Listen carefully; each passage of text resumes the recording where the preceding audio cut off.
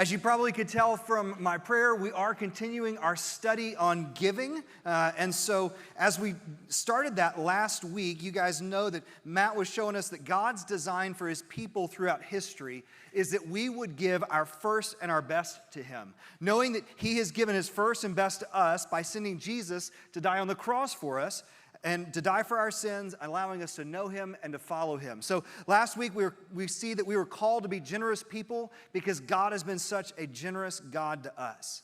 Matt reminded us that everything we have comes from God and is actually his. We're called to join him in doing in stewarding what he's given us to watch over, whether that's our time, our talent, and our treasures. And if you didn't catch that message, I would encourage you to go back and listen to it because it's one of the better messages I've ever heard on giving, and it's probably going to be better than whatever I say today, just because of how Matt is. I mean, come and look at the guy, right?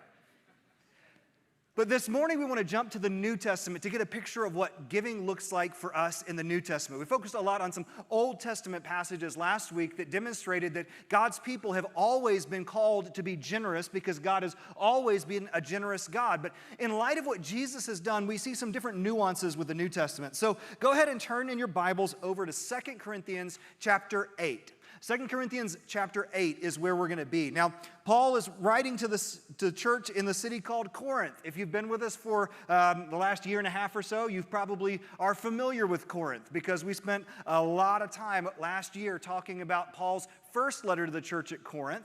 Some things have happened since the last time that he wrote to them and since where he left off. But what Paul's been doing during this intervening time is he's been going around to the churches he's worked with and the churches he's started, and he's taking up a collection that's an offering to go help the saints who are in Jerusalem who have been persecuted. So the church in Jerusalem, that's where it all got started, and since they got started, things have really heated up for them. So they've been pushed to the outskirts of society. They're impoverished, and so Paul's going around to all the churches, and he's taking up an offering to be able to give to support those churches in Jerusalem.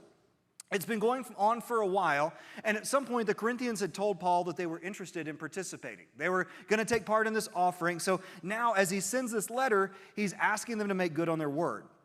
So to encourage their obedience, what Paul's going to do is give us this incredible picture from the churches in Macedonia. Now, I know that immediately all of you guys are Bible scholars, and so you're like, oh, of course the churches in Macedonia. Well, those are... Nobody knows. It's okay. I had to look it up too. I went to seminary. I still don't know these things. I had to look it up. The churches in Macedonia, for those who are interested, are the churches in Philippi, Thessalonica, and Berea. That's specifically the churches that he's talking about.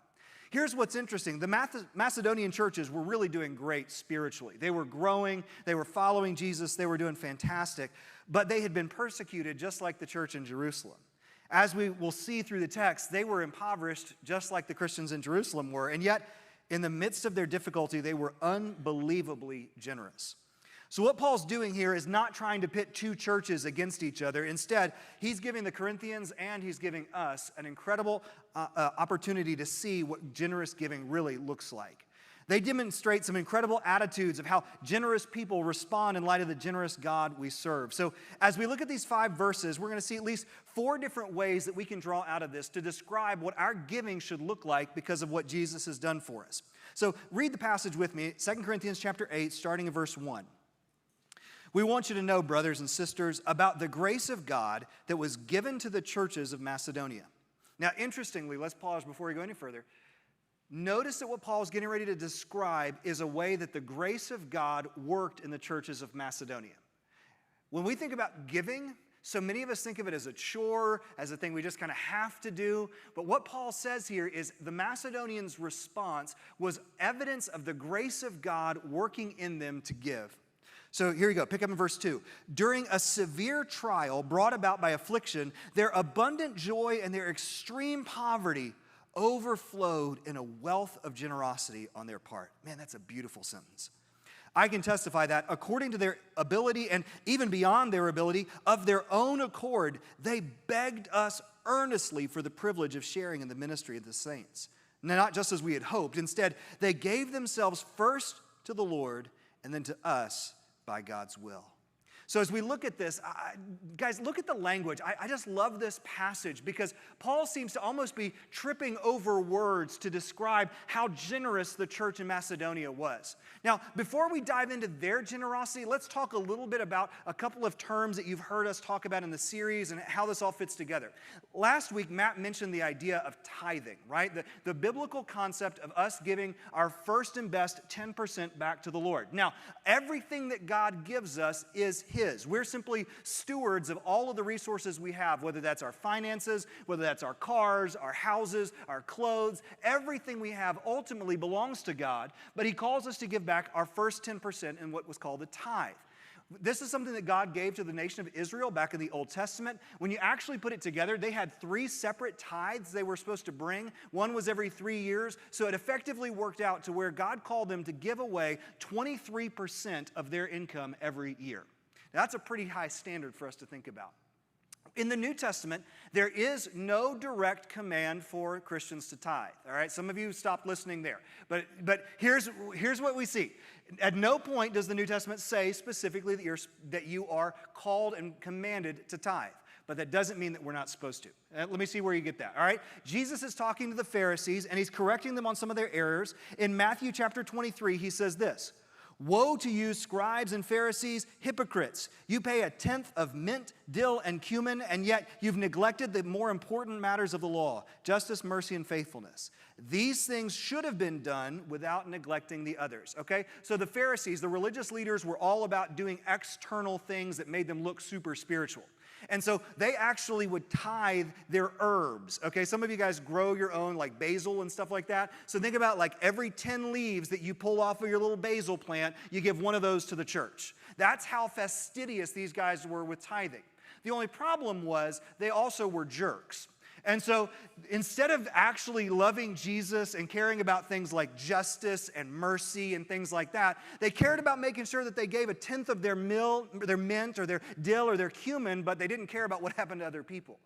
When Jesus corrects them, He says, these things you should have done without neglecting the others, right? So at no point does Jesus say, hey, look, you don't have to worry about tithing. In fact, actually, here's what we find even more incredibly. The standard in the New Testament is not the tithe. If you want to go with the pattern that we see in the book of Acts, it's to give everything. That's actually what the standard for believers is. The generosity that we're called to say is not limited to 10% or 23%. It's actually limited to everything that God's entrusted to us. Where do we see that? Book of Acts chapter 4, verse 34 and 35. Here's what it says. "For there was not a needy person among them, because all those who owned land or houses sold them, brought the proceeds of what was sold, and laid them at the apostles' feet. This was then distributed to each person as any had need." Whoa. People were selling their houses to give to make sure that everybody's needs were met. Now, we could go into a long discussion about why this is not communism, but that's for a different topic for a different day. They were voluntarily giving of what God had given them, and there was no limit to what was off limits. Like, can you imagine going home today and having the conversation with your spouse? Maybe God's calling you to do it. I don't know. It says, you know what? I feel like God has called us to sell our house to be able to support missionaries on the field. I feel like the Agape Center over in Christiansburg is doing such a great work. I feel like God's called us to get rid of that extra car and give the proceeds to them. I feel like we know that North Star's got this mortgage that they're trying to pay down through the IM7 thing. I feel like, what if God's calling us to sell our boat to be able to give? You see, the standard for us is to be as generous as God has been to us. We see that actually here in 2 Corinthians. If you jump down to verse 9, this is going to be kind of a theme verse we're going to bounce back and forth around all day today. "For you know the grace of our Lord Jesus Christ, though He was rich, for your sake He became poor, so that by His poverty you might become rich." See, that's the standard.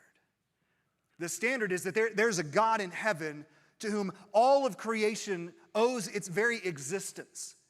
The one who sustains everything, the one who created everything, the one who orders everything and who's in charge of everything. And yet that very same God came and took on human flesh and walked around and got splinters and cut and all those kind of things that happen when you're a normal human being.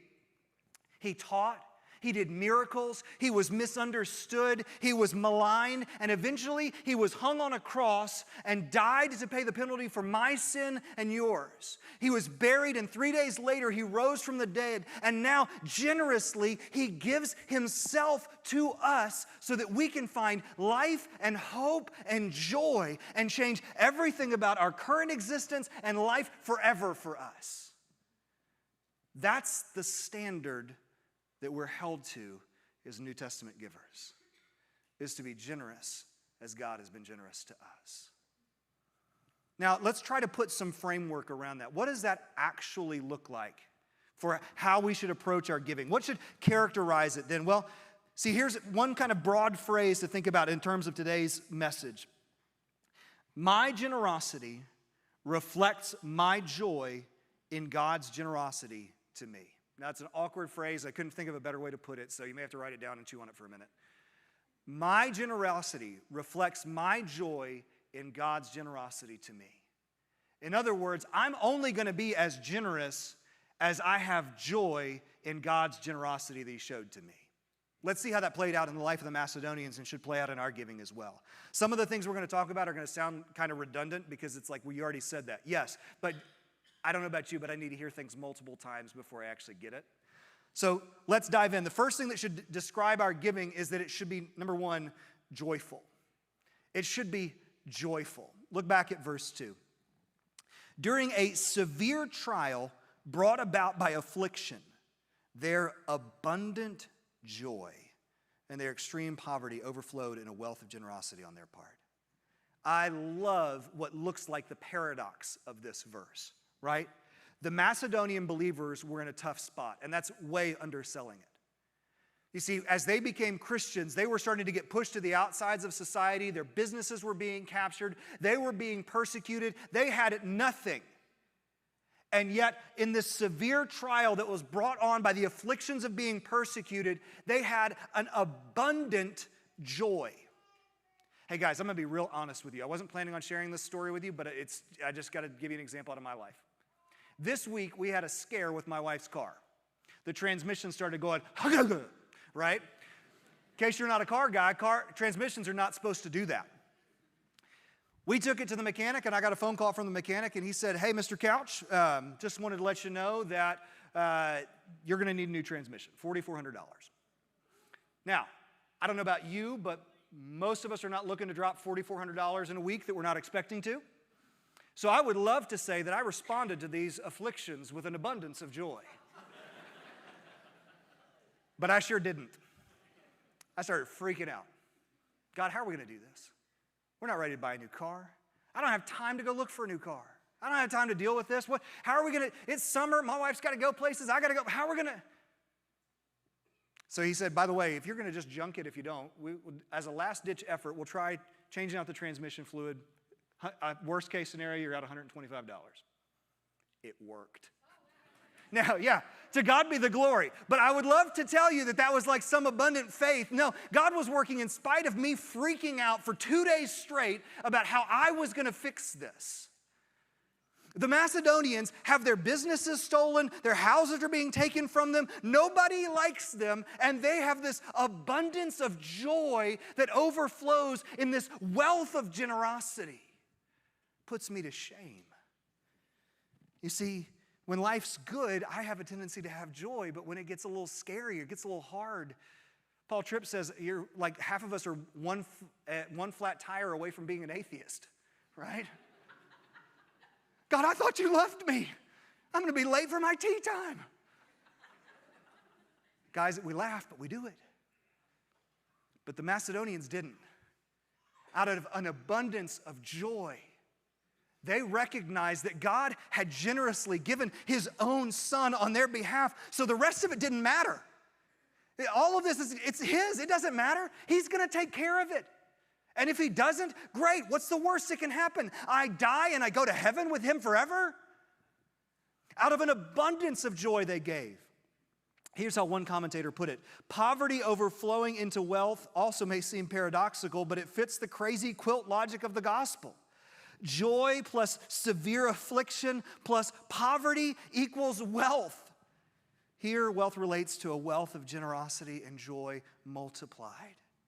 They didn't need things to make them joyful because Jesus had already given them a deep, rich joy that nothing could take away.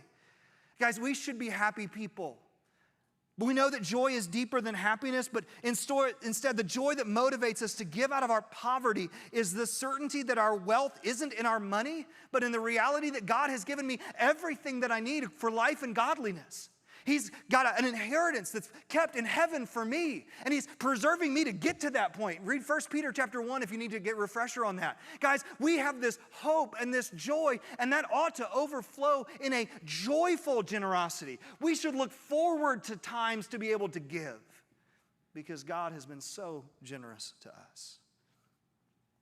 It seems like Paul and his companions didn't really feel comfortable asking for the Macedonians, but look again at verse 3. I can testify that according to their ability and even beyond their ability of their own accord, they begged us earnestly for the privilege of sharing in the ministry of the saints. Guys, you get this picture that Paul was like, yeah, we're taking up a collection for the saints in Jerusalem, but it's okay, we understand. And they begged him earnestly to be able to participate in what God was doing. Would to God that we would have that level of joy.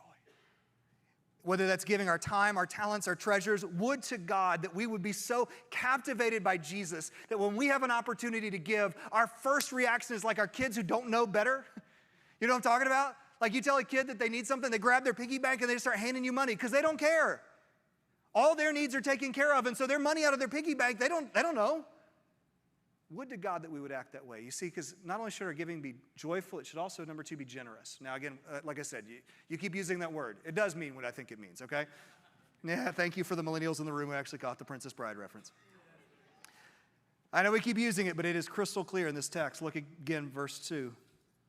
During a severe trial brought about by affliction, their abundant joy and their extreme poverty overflowed in a wealth of generosity. See, when these folks gave, it wasn't that they just scrounged together what they could find between the couch cushions, unless that was the only place they could find the money. Isn't that an awesome phrase? In a wealth of generosity. The picture I get from this is that their giving was so overwhelming in light of their circumstances that it was almost ridiculous. It seems like Paul was hesitant to ask them, but they gave, again, verse 5 said, they gave verse 4, they begged us earnestly for the sharing of the ministry, not just as we'd hoped. Verse 3 said that they gave according to their ability and even beyond their ability. Their generosity was above and beyond what they could have asked for. Maybe they were able to empathize with the church in Jerusalem because they were kind of going through the same thing. But regardless, their generosity showed that they believed that God would take care of them when they needed it.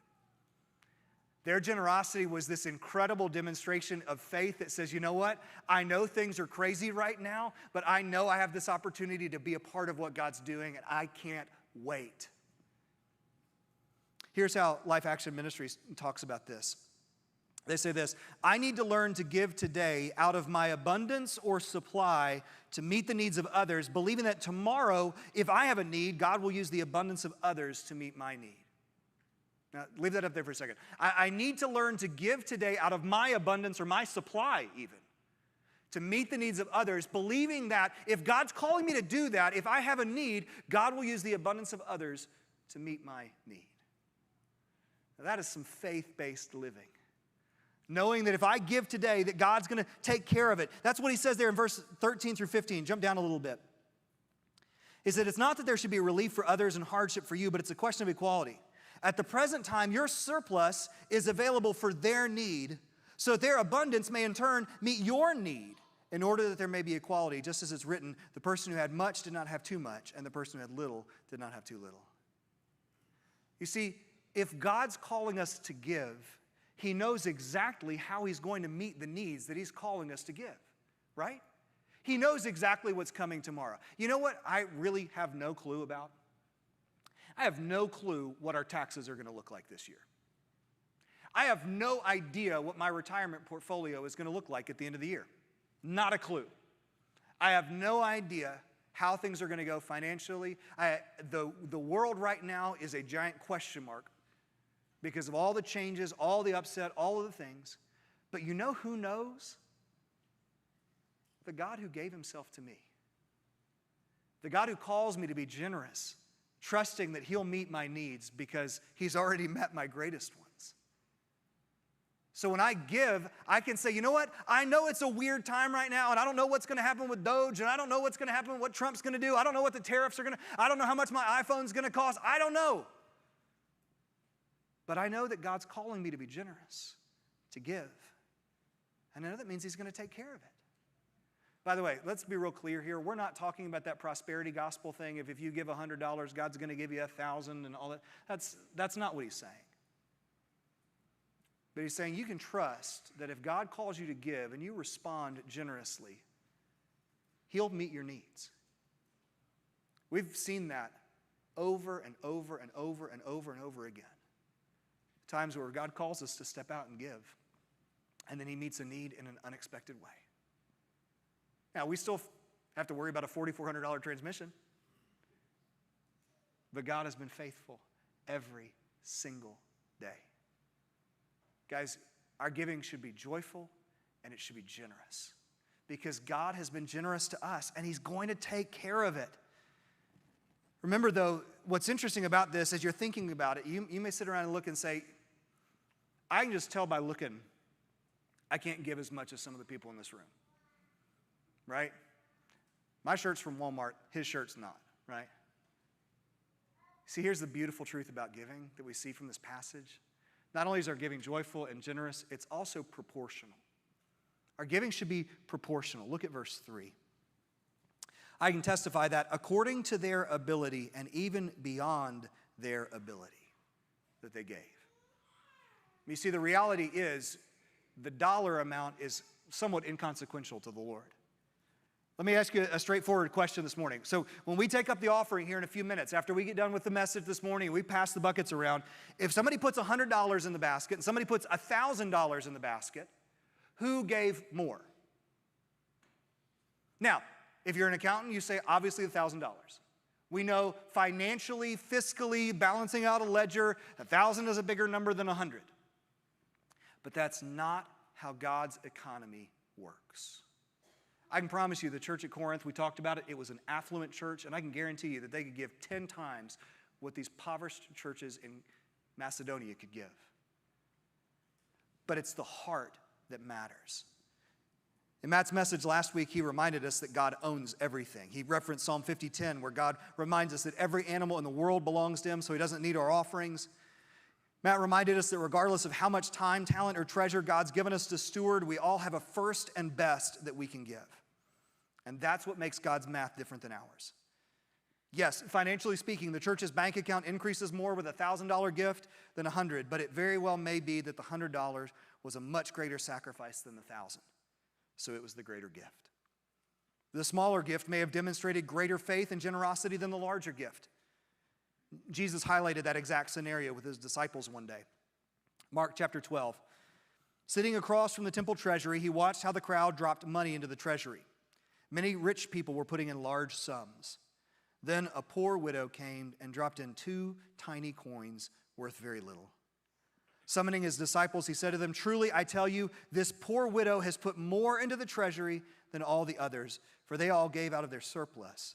But she, out of her poverty, has put in everything she had, all she had to live on." You see, in God's eyes, the greatest gift is the one that most clearly demonstrates a generous heart that is surrendered to him. The widow gave 100% of what she needed to live off of. And even though it was less economic value than what others gave, it was a genuine expression of her generosity, of her love, and her trust in the Lord. Your gift matters not because of the dollar amount, but because you gave it out of a heart of obedience to God's leading, honoring him with a gift that matched your ability. Paul addresses this again later in the chapter. Look down in verse 12. For if the eagerness is there, the gift is acceptable according to what a person has, not according to what a person doesn't have. You see, the gift is based off what you have, not what you don't. So by being faithful to give what you can right now, even if you don't feel like it's very much, by doing so, you're experiencing the blessing and the joy of partnering with God and meeting needs and taking care of what he's doing around the world. You're honoring him by an act of faith and trust that maybe somebody with more resources may never experience. God's economy is so much different than ours. When a gift of pennies is much more than a gift of thousands, you know that something has to be different than normal. And that speaks all to the final aspect of giving that we want to look at this morning, which is our giving should be ordered. Our giving should be ordered. Now, when I say ordered, I'm not meaning commanded, although God does command us to give. We've seen that. That's not what we're focusing on here. Instead of, I'm using ordered in the sense of in the right priority or in the right order. See, notice that the Macedonians followed that in verse 5. They gave not just as we had hoped. Instead, they gave themselves first to the Lord and then to us by God's will. You see, they gave themselves first to the Lord. Here again is one of the main principles we talked about last week, that God wants your heart before he wants a single penny or your time or your talents, your treasures, whatever it is. But the way that you give is a window into your heart. See, at one point in the Old Testament, God's people had gotten away from him. They were going to be judged for it. So God called them to them through the prophet Joel and said this, even now, this is the Lord's declaration, turn to me with all your heart, with fasting, weeping, and mourning. Tear your hearts, not just your clothes, and return to the Lord your God, for he's gracious and compassionate, slow to anger, abounding in faithful love, and he relents from sending disaster. You see, he said, guys, you do all these external things, the tearing of your clothes that shows mourning, giving offerings, all of these kind of things. But I want your heart first. That's where the Macedonians started. They gave themselves to the Lord first, and then out of that, they gave to what he was calling them to do. God wants you before he wants anything else.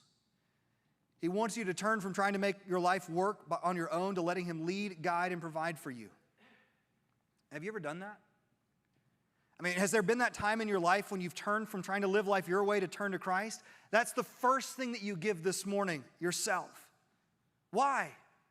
Bringing it full circle, because for you know the grace of our Lord Jesus Christ, though he was rich, for your sake he became poor. Right? He's brought this all the way around. See, Jesus loved you so much that he would die on the cross and rise from the dead to pay our debt and to give us his life. And so now he invites you to come to him, to surrender to him. And out of joy, we do that in response. And in light of such an incredible God who loves us so dearly, who's done so much for us, we give. We give ourselves first. Have you surrendered to him? If not, that's where you start. Because as you give yourself to him and say, God, I don't know what this looks like. I don't know what this means, but I want to turn to follow you, and I'm all in. Everything I am, everything I have, it's yours. And I acknowledge that. It already is, but now I'm trusting you with it.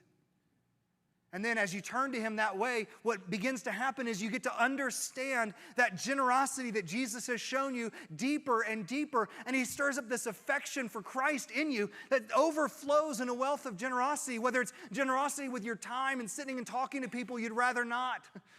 Whether it's a generosity of time that results in you coming down here every night in a couple of weeks for Vacation Bible School and helping kids know Jesus.